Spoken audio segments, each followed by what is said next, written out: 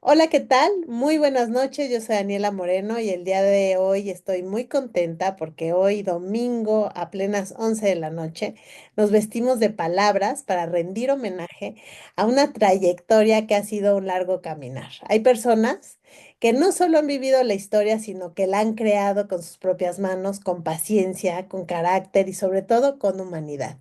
El embajador en retiro Everardo Corona Aguilar es una de esas personas. Y hablar de él es hablar de un México que ha sabido estar presente en un mundo con dignidad, con inteligencia, con principios. Es hablar de un servidor público que ha viajado por distintas zonas geográficas y no solo eso, sino también a nivel cultural, emocional y diplomático. Desde Yakarta hasta La Haya, desde San Antonio hasta Madrid, su voz ha representado a los mexicanos con firmeza, pero también con ternura, con sensibilidad. Y durante más de 3 décadas en el servicio exterior mexicano, ha sido mucho más que un diplomático, ha sido un defensor incansable de los derechos humanos. Sin duda, un mediador en tiempos difíciles, un creyente profundo en la fuerza del entendimiento entre naciones y no buscó protagonismos, buscó resultados. Y no quiso aplausos, quiso acuerdos. Y eso para mí dice mucho. Y hoy en esta nueva etapa de su vida sigue sembrando porque más allá del traje y la bandera, siempre ha sido eso, un constructor de armonía. Y bueno, pues, ¿qué les digo? Hoy nos honra en el estudio y nos emociona profundamente recibir hoy al embajador en retiro, Everardo Corona Aguilar, un hombre que representa lo mejor del servicio público mexicano y bueno, pues sin más preámbulo, bienvenido, bienvenido embajador Gerardo Corona. ¿Cómo está? Pues, Dani, de verdad es un placer enorme estar aquí en el estudio contigo, estar pues, recibiendo esas palabras profundas que denotan definitivamente que las personas deben ser más allá que simplemente cumplir con una función como servidor público. Y eso lo digo porque en tus palabras se nota que tienes una sensibilidad muy especial y que desde luego al hacerlas o dirigirlas hacia mi persona, pues no solamente me hacen sentir así de chiquito, sino que también me hacen sentir muy grandote porque lo único que he tratado de hacer durante el servicio exterior, durante el tiempo que he estado en el servicio exterior, ha sido precisamente servir, ¿no? Esa es la función. Hay dos tipos de servicios, si los pudiéramos presentar de esa manera en relación a la administración pública, el servicio interior y el servicio exterior. El servicio interior, bueno, todo lo que son nuestras instituciones al servicio de nuestros paisanos dentro de la República y el exterior, pues nosotros conformamos precisamente esa cara del gobierno y quedamos o pretendemos y hacemos todo lo mejor porque pues, esa es parte de la ley del servicio exterior, velar por los intereses de México y de los mexicanos cuando estos están en el exterior. Así que pues de verdad te agradezco muchísimo tus palabras, me hace sentir muy honrado el compromiso que alguna vez adquirí al ingresar al servicio exterior. Lo he tratado de hacer de la mejor manera, dando todo lo mejor de mí, que siempre le recomiendo a todas las personas que sean funcionarios públicos. Para eso nos pagan, para hacer un servicio de calidad, de gran beneficio hasta donde podemos, porque hay cosas que no se pueden hacer, pero sí dar lo mejor de nosotros. El honor, embajador, es mío. La verdad es que es un privilegio tenerlo aquí. Y yo, bueno, pues tengo muchísimas preguntas, pero voy a empezar por el inicio. Después de tantos años, ¿no? Representando a México, pues por el mundo, literal, ¿cómo fue para usted vivir en este último, digamos, capítulo en Madrid? ¿Y qué le regaló esta hermosa ciudad en lo personal? Bueno, pues puedo ver dos cosas en tu pregunta. El pasado, o más bien ese transcurrir en el momento de ingresar al servicio exterior y el final del mismo, ¿no? El final del mismo porque efectivamente he recibido el nombramiento de embajador en retiro. Esto quiere decir que no estoy acreditado ante un país en forma específica, sino que válgase la expresión sin que eso suene a un orgullo o a una banalidad, precisamente por todas esas serie de acciones y dedicación, tiempo, esfuerzo que se ha acumulado por 44 años, pues es que conforme a la ley del servicio exterior, pues llegas al nivel máximo, que es el nombramiento o el nivel de ministro, y si tu expediente, como es el caso, tiene una buena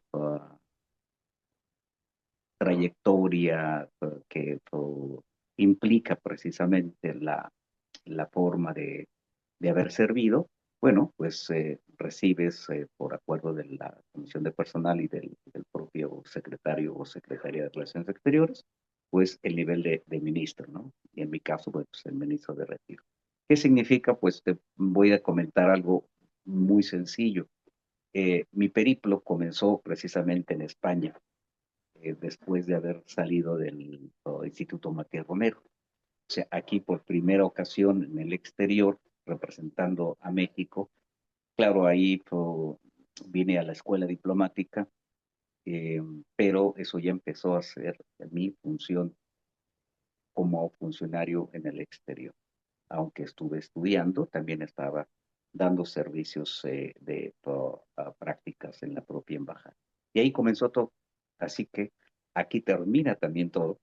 Como puedes darte cuenta o se puede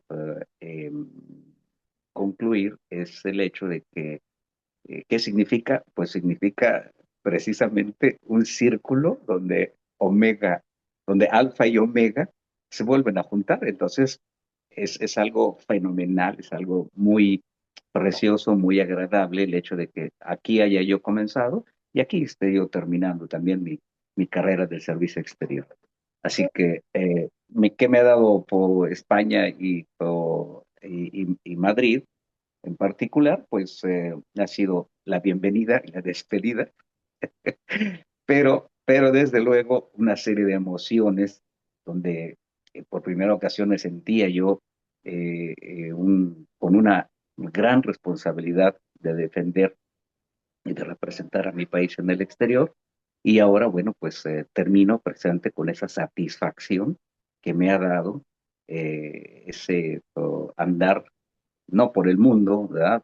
Sino ese andar profesional en diferentes países, en diferentes regiones, representando a mi país y eso es una satisfacción enorme porque muchas personas desconocen que el servicio exterior como diplomáticos piensan que estamos siempre en reuniones, en cócteles, en lugares muy bonitos, pero la verdad es que es una experiencia muy fuerte, muy dinámica, donde tienes que acostumbrarte desde eh, a nuevos hábitos, aprender de tradiciones, aprender de cultura, aprender a hacerte comprender con los demás, a representar esa cultura de la que nosotros estamos súper orgullosos, ¿no? Y que la llevamos por todo el mundo.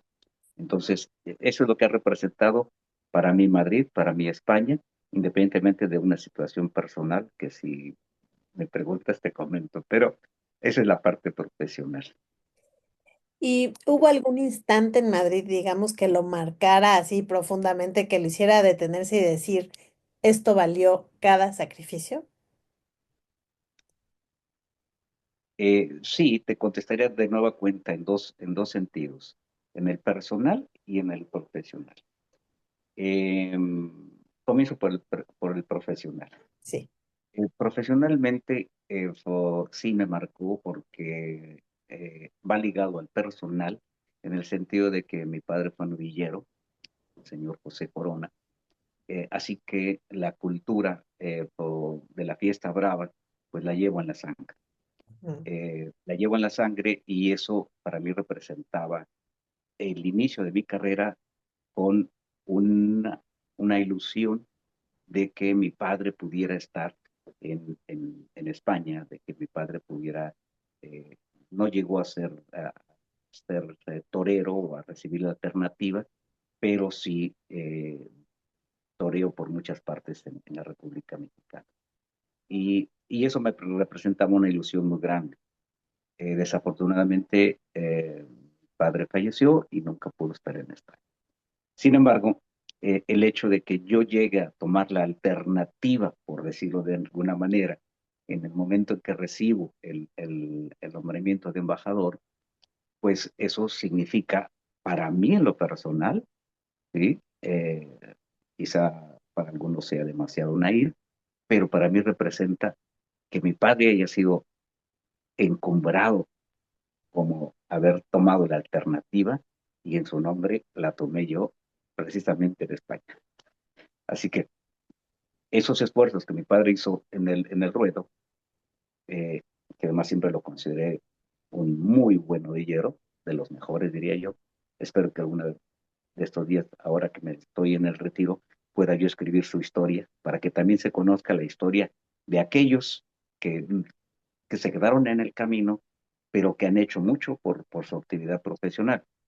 claro. Eh, y en el caso mío, pues la alternativa, ¿verdad? Significa el encumbramiento de mi padre y el encumbramiento personal. Entonces, se conjugan ambas metas y desde luego, ¿qué me ha marcado? Pues me marca toda una personalidad, tanto en el pasado como en el presente.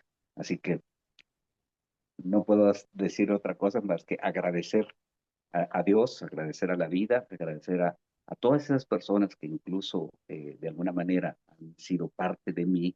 Y digo parte de mí porque hasta las personas todas las personas en el campo administrativo, las personas que incluso nos ayudan a hacer el servicio, el chofer, algunos otros servidores que nos ayudan a hacer las reuniones internacionales, en fin, han sido partecitas de lo que hoy yo gozo con ese nivel y con ese reconocimiento, repito, tanto tuyo como lo dijiste en principio, como de muchas otras personas que hoy me dicen, señor embajador. Ay, sí, la verdad que sí. Y qué bonito que pueda, de hecho, llevar por medio de su labor a lo largo de estos 44 años, pues ese recuerdo tan arraigado de su padre que al final, como dice, a lo mejor se quedó hasta cierto punto del camino y usted continuó de otra manera esto que empezó aquí, como dice, y finaliza aquí. Así que bueno, enhorabuena. Y yo le quiero hacer una pregunta. Cuando se apagaba la jornada diplomática, ¿no? Y se quedaba el ser humano, ¿qué emociones a veces surgían en usted en esos momentos? Pues me imagino muy difíciles o de mayor responsabilidad. A ver si entendí bien. Eh, Cuando ya se terminaba esa jornada, ¿no? De profesional diplomática y se quedaba el ser humano. bueno, ¿Qué emociones llegó a tener así en momentos pues complicados y de bueno, responsabilidad? le diré que en el momento, ah, a ver, decía una muy querida amiga, la embajadora Melba Fría, Everardo, todos tenemos fecha de caducidad.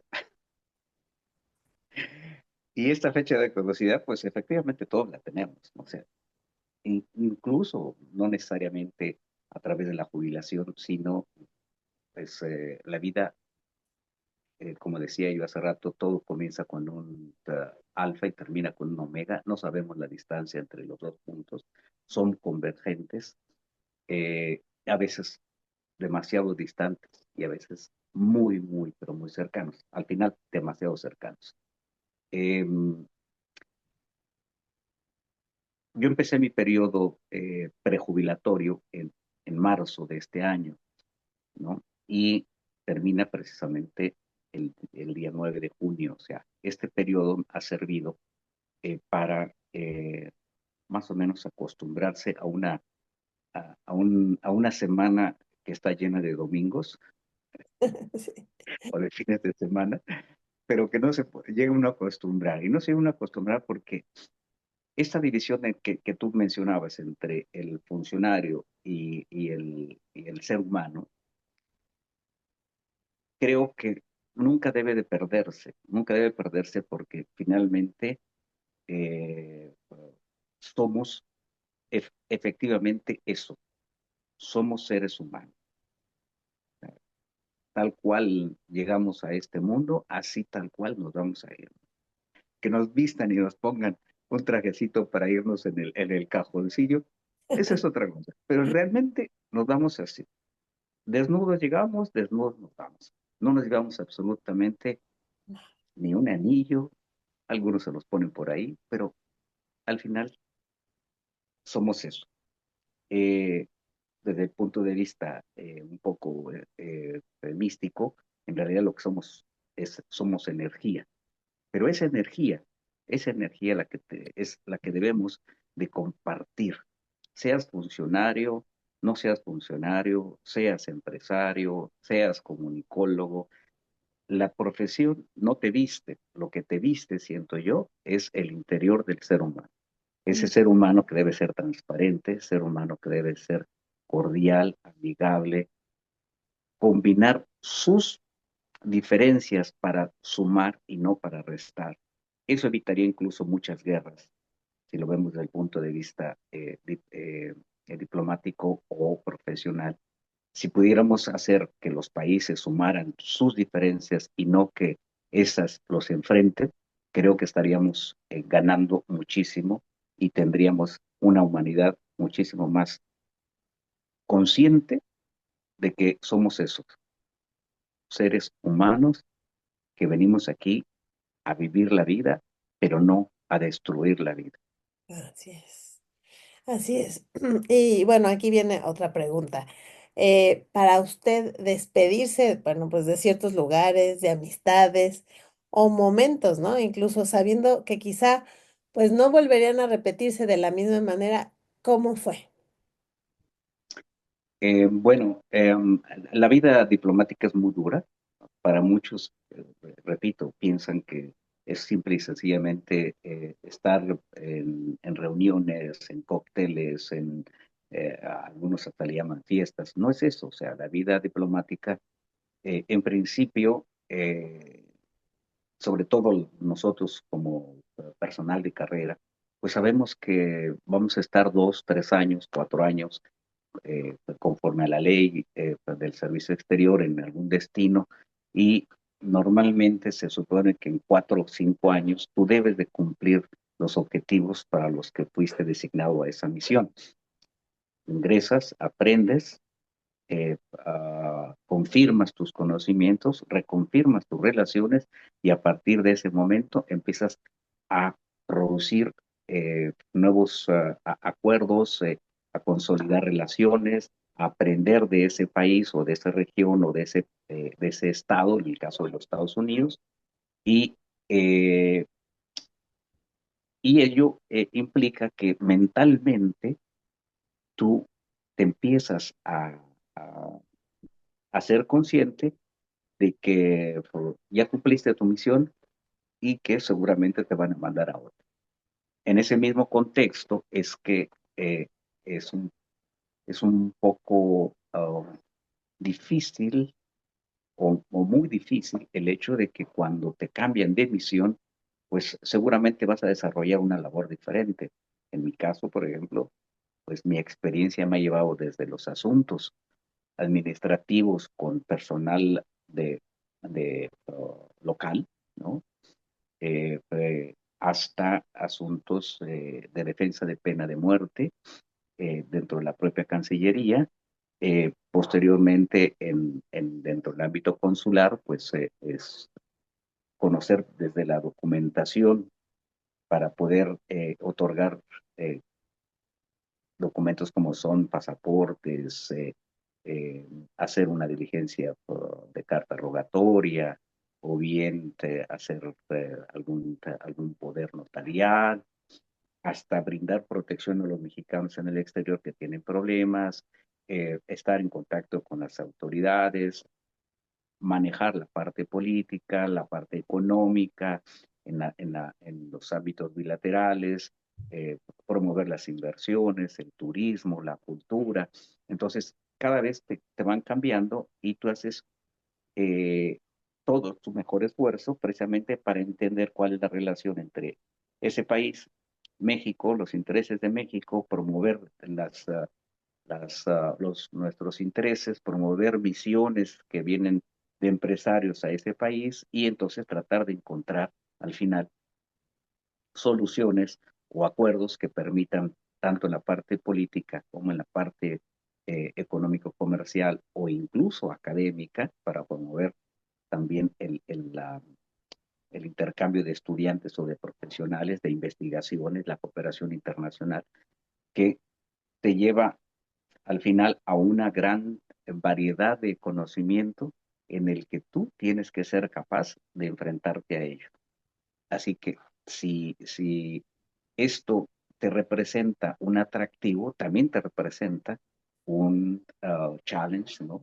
Una forma de superar estos nuevos retos que deben traducirse, o esa es la intención, deben traducirse en beneficio de los mexicanos que se encuentran en esa región, en ese país, así como también que el país sea eh, eh, objeto de estos beneficios, de estos acuerdos, que claro, no los acuerdas tú directamente, sino que se hacen las primeras intenciones, se manda a Cancillería, Cancillería además también tiene la relación con otras secretarías de Estado, hasta que pues se llegan a ver precisamente los acuerdos que son firmados eh, por las autoridades superiores en México. Entonces, todo esto es lo que hacemos en el servicio exterior. Por eso es importante que al final del día tú te sientas muy, pero muy satisfecho de que lo que has hecho, lo has hecho bien y dicen que lo bien hecho no tiene reclamo. Sí, y no se olvida y además, pues qué orgullo, ¿no? Decir, regresar el tiempo y decir, pues por todo lo que he pasado, todo lo que he podido lograr, y no solo para su persona, sino como dice, para los mexicanos fuera de su país. Y yo aquí le quiero hacer otra pregunta. ¿En qué momento su vida sintió que ser diplomático no era solo una profesión, sino una forma de vivir y de sentir el mundo? Bueno, te lo planteas desde que quieres ingresar al servicio exterior,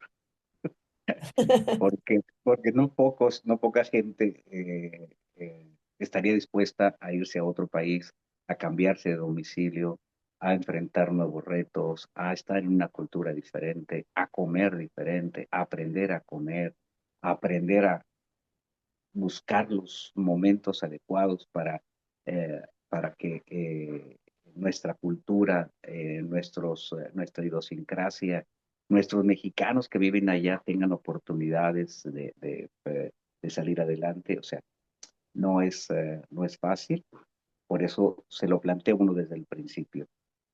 ¿Será una forma de vivir? Te casas con el servicio exterior. O sea, yo tengo 44 años casados con el servicio exterior y esto no quiere decir que en este momento yo esté divorciado del servicio exterior.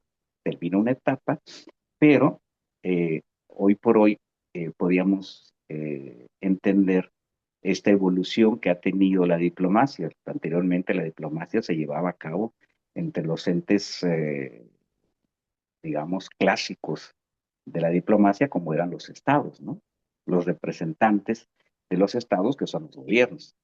Y entonces a ese nivel se movía esta diplomacia. Hoy hablamos de diplomacia cultural, hablamos de diplomacia turística, hablamos de diplomacia entre estados que no son soberanos, como son nuestros 32 estados de la República, que ya tienen y hacen posibles acuerdos o negocian posibles acuerdos en determinadas materias, sobre todo en la materia comercial, que les permite precisamente tener una imagen en el exterior. Desde luego, muchas de estas acciones se manejan a través de la Dirección de Coordinación Política de la Cancillería, donde, a fin de que no haya controversias entre los intereses federales y los estatales, pues se combinan estas posibilidades. Y en mi caso, pues creo que la diplomacia no termina ahí. Creo que hoy la oportunidad que tengo de estar ya habiendo tenido la experiencia dentro de la diplomacia oficial, creo que hoy puedo también seguir cooperando, no solamente a través de los análisis de carácter académico, quizás en alguna escuela, pero también yo le llamaría en la diplomacia privada, ¿no? Claro. Porque al final la diplomacia definida como tal es el arte de negociar. Y si estamos hablando del arte de negociar, pues la negociación incluso podríamos hablar de una diplomacia familiar para evitar conflictos y llegar a acuerdos. Entonces yo creo Totalmente. que ese será mi futuro, ¿verdad? Utilizar ese conocimiento para eh, poder promover diplomacias a nivel privado que, repito, de nueva cuenta, beneficien tanto al país como a los mexicanos en el contexto de respeto de todo lo que tiene que hacer la embajada oficialmente, los representantes de la embajada, el embajador Quirino en este caso, y los funcionarios de la propia embajada, ¿no? Con total independencia, quizás coordinación en algunos casos de los que podamos colaborar, y ese sería parte de mi futuro, seguir con la diplomacia, pero a nivel privado. Pues qué interesante, porque es continuar, simplemente es continuar de manera privada, eso me encantó.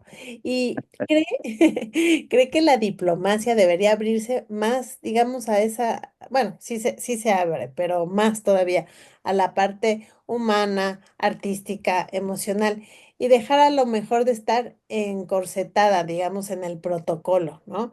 Que a veces, bueno, mucha gente lo tiene presente, lo tiene en la cabeza, aunque yo he visto esa transformación. Pero ¿usted cree que sí debería transformarse, rediseñarse, digamos, la forma en que el mundo forma y ve a sus diplomáticos? Definitivamente, o sea, yo creo, en lo que comentaba hace 2 minutos, que circunstancialmente la diplomacia ha dejado de ser el monopolio de la representación de los gobiernos, tanto en el ámbito bilateral como en el ámbito multilateral. Hoy hablamos de muchos tipos de diplomacia, eh, y creo que cualquier actividad humana debe de estar, eh, debe de ser abordada con esa diplomacia. Repito, esa diplomacia de carácter transparente. Hoy por hoy tenemos un gran problema, eh, diría yo, un problema demasiado grande, que es precisamente la manipulación de los medios. Sí. Estos medios que desafortunadamente, en lugar de ser objetivos, tienden eh, a manejar incluso situaciones que llegan a confrontar los intereses. Yo creo que deben ser transparentes, deben ser objetivos, y en esa misma medida podemos señalar que las culturas, ¿no? la, las expresiones artísticas, las expresiones literarias deben de ser también abordadas desde el punto de vista diplomático, con el propósito de que no confronten, sino que se entiendan. Quizás en algún momento mucha de la historia que hasta hoy conocemos, dicen que la historia la escriben los ganadores, pues no tratemos de buscar ganadores, tratemos de buscar comprensiones, que yo creo que ese debe ser el objetivo. Esta diplomacia debe de abordar todos los aspectos de la relación humana, sobre todo incluso llegando a la posibilidad de estar de acuerdo de que se está en desacuerdo. Es decir, no necesariamente tienes que llegar a acuerdos si estás en desacuerdo, pero el acuerdo mismo de estar en desacuerdo implica un respeto del uno hacia el otro. También lo comento abiertamente, esto eh, fue una enseñanza precisamente también de la embajadora Melba Fría, que alguna ocasión estuvimos discutiendo un tema en el que finalmente yo había quedado como encargado de despacho de la Embajada de México en Yakarta. Había un tema que estábamos manejando. Ella consideró que debería ser obtenido el resultado de una manera, yo lo obtuve de otra, porque yo estaba como encargado ad interim, que es el calificativo que se nos da cuando estás a cargo de la, de la embajada y no está el embajador, pero el objetivo se había conseguido. La forma no, estábamos de acuerdo, sin embargo, discutíamos de cuál había sido, si la forma como ella lo había planeado o la forma como yo lo logré. Esa fue la discusión de 20, 30 minutos. Al final me dice, está bien, verdad, ya, estamos de acuerdo. Yo dije, ¿cómo estamos de acuerdo? Si no hemos podido acordar precisamente lo que queríamos. Y Ajá. me dijo, sí, estamos de acuerdo en que estamos en desacuerdo, aunque el Ajá. objetivo se haya conseguido. Entonces, yo creo que es una buena fórmula para aplicarla en muchas de las relaciones humanas, repito, incluso en términos de lo que hoy sufrimos desde el punto de vista de las guerras y confrontaciones que tenemos, porque el hecho de que respetes que otra persona no está de acuerdo contigo, eso ya es un acuerdo. Y ese acuerdo te puede llevar a respetar las diferencias. Y cuando tú respetas las diferencias, puedes entender lo que hoy dista mucho de la situación geopolítica que tenemos en el mundo, ¿no? Que es, sumemos las diferencias, no que nos se confronten. Y eso desafortunadamente, en términos de la Carta de Naciones Unidas, que sí está especificado, tanto en el artículo 1 como 2 de la Carta, resulta que es completamente, digo, no lo dice textualmente, ¿verdad? Pero sí señala que debe haber una política de cooperación, debe haber una política de que los países eviten precisamente en términos de objetivos las guerras, las confrontaciones, y no se hacen. Entonces, eh, una gran lección esta de estamos de acuerdo en que estamos en desacuerdo. ¿De acuerdo? El respeto, sin duda el respeto. Oiga, Ojalá y eso sirva para que hoy podamos llegar a acuerdos que permitan una paz duradera en muchas partes del mundo, ¿no? Sobre todo los dos conflictos que nos tenemos eh, en la, gran expectativa de que se resuelvan a la brevedad, así, tanto el conflicto de Ucrania como el conflicto que creo que es mayúsculo, lo de Gaza, porque eso ya raya en un genocidio desde hace un buen rato. así es, así es. Y bueno, pasando a algo un poquito más, eh, un poco más alegre, vamos a. Si usted se pudiera llevar algún recuerdo ¿no? Si pudiera guardar un objeto simbólico de su vida aquí en Madrid para mostrárselo, pues, a su descendencia, a sus futuros nietos también, ¿qué sería y qué historia llevaría consigo? Mira,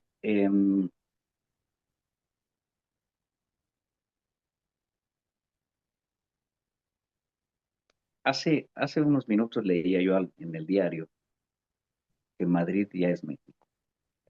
Sí. O sea, lo que yo me llevaría y compartiría, no solamente en Madrid, sino en México, y que además lo hago cada vez que visito a la familia, es ese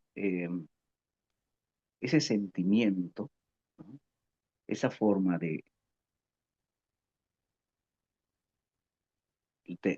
dos cosas que te he comentado durante estos momentos que me has permitido expresarme, es eso de las diferencias y eso de reescribir la historia.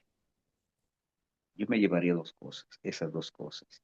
La historia hay que reescribirla, pero no como nos las dieron, sino reescribirla de manera más transparente de esos investigadores. Ahora hay muchos que están precisamente haciendo una literatura o reescribiendo la historia a partir de hechos desconocidos o que se ocultaron o que se pretendieron ocultar. Y la otra, ese sentimiento de que, pues al final, yo creo que en lugar de madre patria deberíamos hablar de las patrias hermanas, ¿no?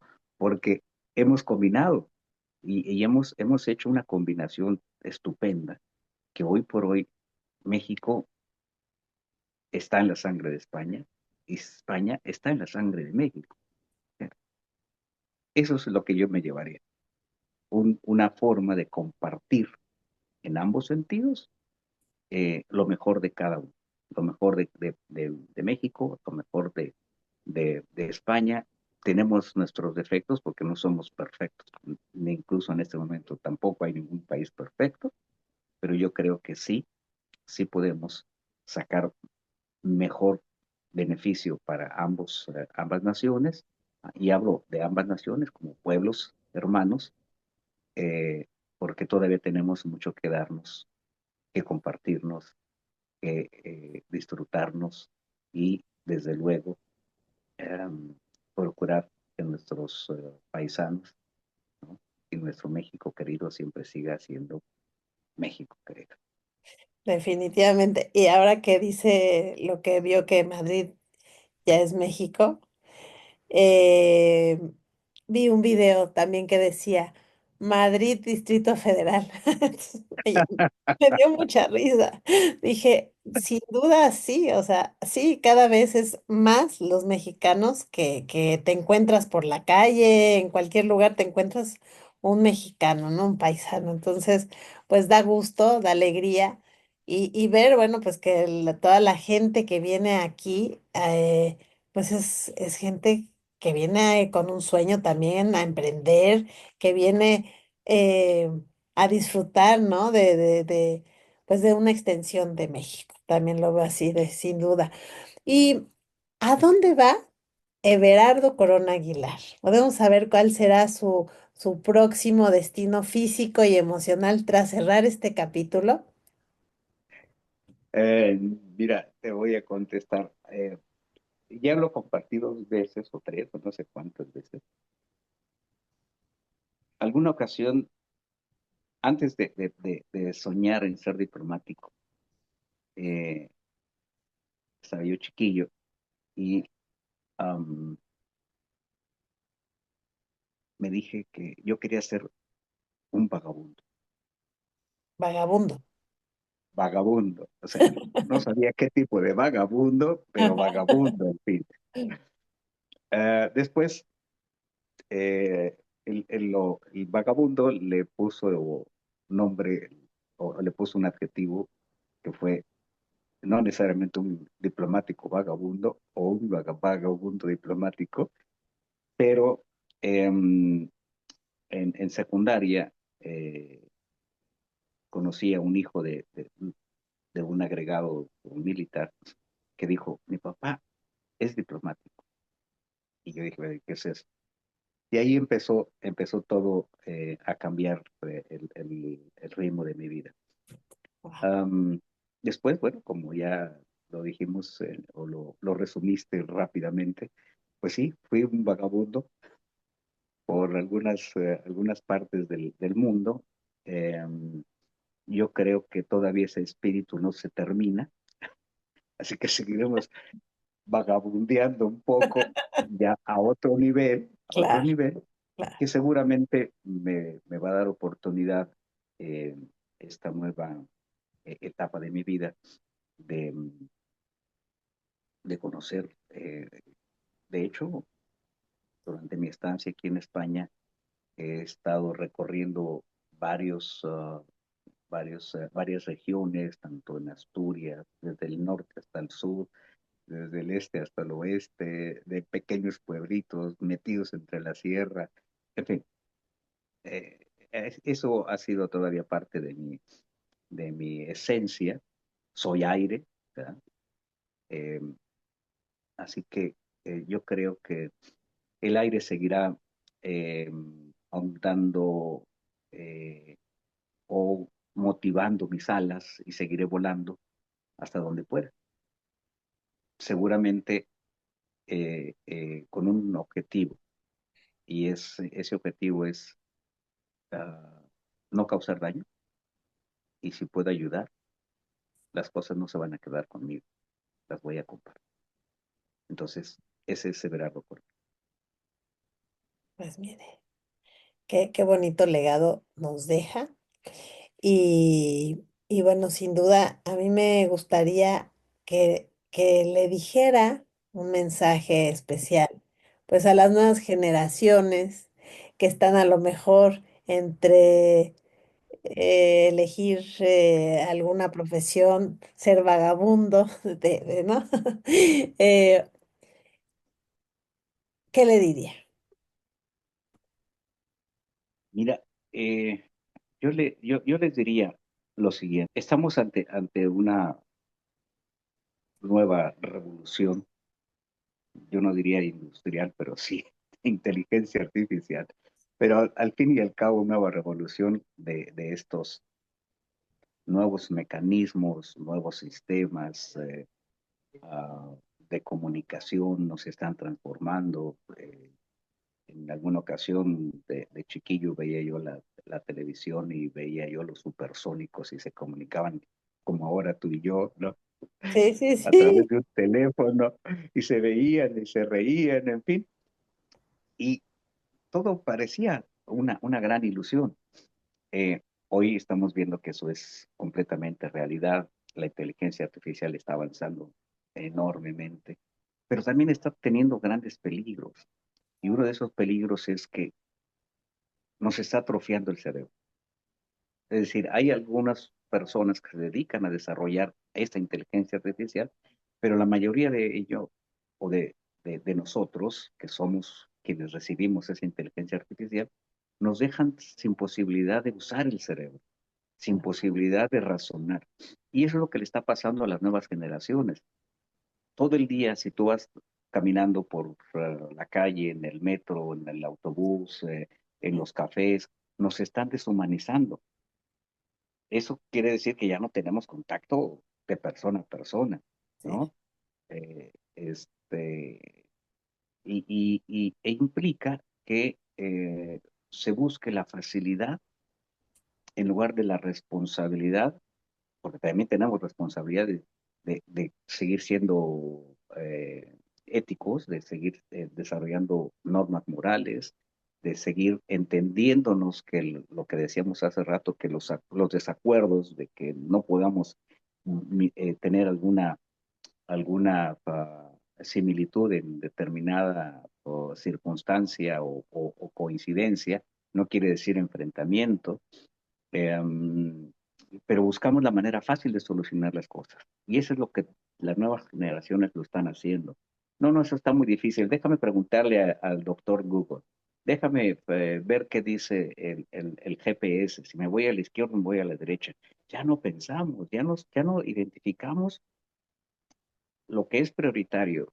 Me gusta hacer hacer senderismo y procuro no usar el GPS, sino mi sentido de orientación para poder saber si voy a la izquierda, voy a la derecha, si vi una determinada señal, si el sol me indica la salida y en todo caso es el este o el oeste, tratar de conocer las estrellas, en fin, Claro. yo creo que lo que les diría a las nuevas generaciones es, usen su cerebro, decía un maestro en preparatoria, muevan sus ostioncitos, déjenlos trabajar, porque, porque nos estamos perjudicando. Ya hay algunos estados como Holanda y Finlandia, si no tengo un mal entendido, que están prohibiendo los teléfonos celulares en las escuelas, porque no les dejan pensar, porque todo lo quieren resolver fácilmente. Esa es una de las cosas. Yo les diría, aprendan, lean libros, o sea, no todo está en Google. Los libros no muerden, los libros son nuestra gran base para poder entender muchísimas cosas que no se dicen a través de los nuevos aparatos electrónicos. Y una cosa, si no quieren trabajar, estudien lo que les apasione, háganlo con pasión. Todo lo que se hace con pasión no implica trabajo, implica un disfrute. Así Y es. ese disfrute tenemos que enseñárselo a los demás. Y otra cosa que es muy importante, sean honestos consigo mismos. Ser honestos consigo mismos implica ser honestos con los demás. Porque hoy queremos hacer las cosas aprovechando el error de otras personas. No se vale. El respeto, válgase la frase de Juárez, ¿no? El respeto ajeno siempre es la paz. Ay, pues embajador en retiro, Everardo Corona, fue un disfrute, como bien lo menciona, esta entrevista.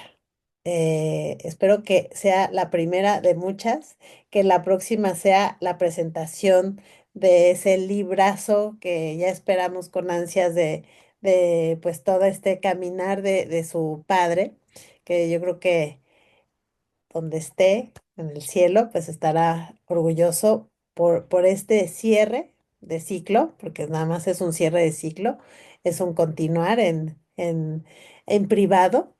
Y gracias por permitirnos, pues, no solo escuchar su voz, sino sentirla. Y bueno, que su historia ahora sin maletas ni sellos siga abriendo caminos allá donde habite. Así que gracias, gracias por este tiempo y lo abrazo, pues pronto espero en persona, que no sea solo por la tecnología.